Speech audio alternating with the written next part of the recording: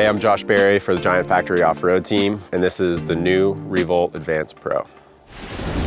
Gravel racing is way more competitive, and we knew we needed to change quite a bit. We were able to develop a bike that's the lightest Revolt. It is more competitive, it's more compliant, it's efficient, it's more responsive.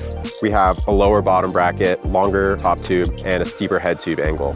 While efficiency is key, compliance is critical to the performance as well. The biggest difference in racing these days is the speed. And hitting all of these rocks going way faster means we need more compliance while retaining that efficiency. And we've been able to execute that here.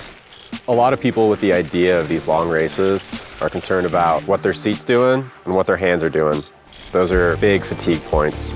With defuse technology, it gives us compliance to stay seated longer, saving the rest of our body so we can sprint when we need to go and feel more comfortable in the long end and be able to get on our bike the next day and go out and adventure. And right here, I'm running the defuse post. You can also run a round 30.9 post as well, which should give you an even stiffer feedback. But the big bonus of that is running a dropper post.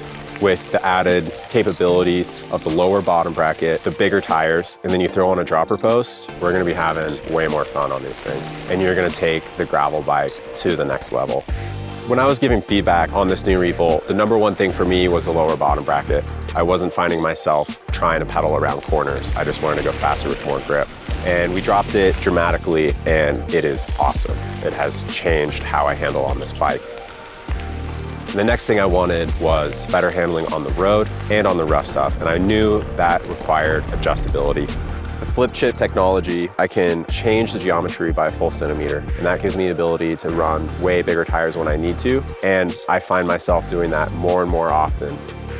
I'm able to run 53C tires. I mean, when we're talking about clearance on this bike, it is ridiculous. If you look at this thing, there's just all the space. I can put my hand in there.